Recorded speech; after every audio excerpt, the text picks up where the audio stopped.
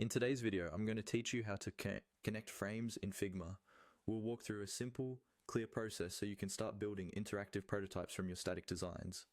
This is perfect if you're just getting started with Figma, or if you've designed some screens and now want to show how they flow together. First, make sure you have your Figma file open with at least 2 frames or screens already created. These might be things like a home screen and a details screen, or a login screen and a dashboard. Once you're ready, look towards the top right area of the Figma interface. You'll see different tabs like Design, Prototype, and Inspect. Go ahead and click on the Prototype tab.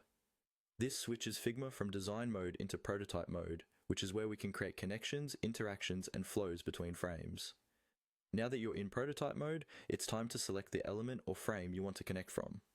On your keyboard, press and hold the Control key if you're on Windows, or the Command key if you're on a Mac. While holding that key, click on the layer on the left side that you want to use as the starting point of your interaction. This could be a button, a text link, an icon, or even the entire frame itself, depending on what you want the user to click in your prototype. Holding the modifier key while selecting helps make sure you're targeting the exact layer you intend to connect. With that layer selected, look around the edges of the frame. You should see a small circular node, usually with a plus sign, sitting just outside the frame boundary.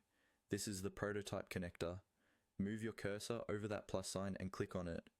When you click, you'll be able to drag a blue arrow or line from that plus sign to another frame on your canvas. Drag that line to the frame you want to connect to and release.